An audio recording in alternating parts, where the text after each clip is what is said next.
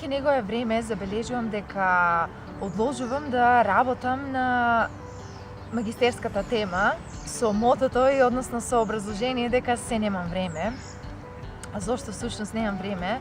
Во еден дел од мојот живот сум стоматолог, во другиот дел од денот, да речем, се занимавам со йога, како инструктор по йога и всушност на крајот од денот мене ми остануваат многу малку часови, како време, во кое што јас би требало тоа да го направам.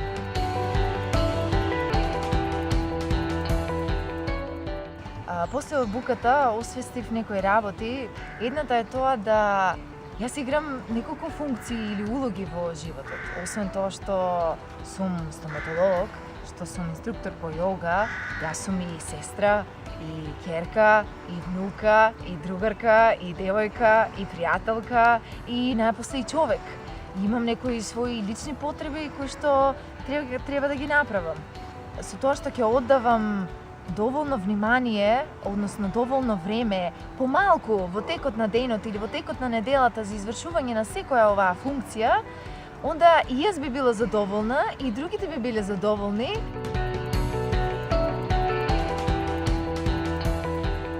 И одржа прецизност и темелност низ целата обука. Одржуваше свесност и јас во ниту еден момент не почувствував дека тој е заморен. Истовремено на сите да им го даде вниманието кое што им е потребно.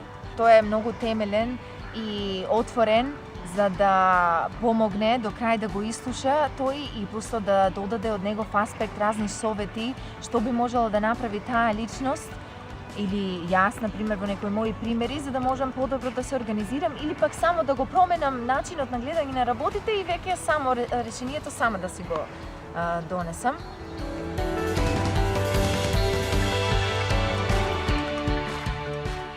Тоа е возможно само со оделување на приоритети, со една квалитетна и посветена организација.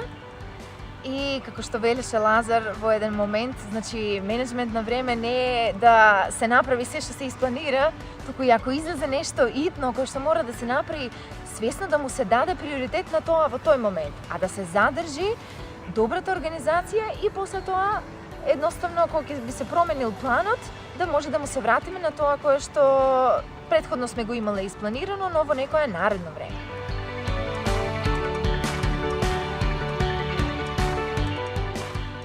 Всушност јас одлучувам како ќе го поминам времето.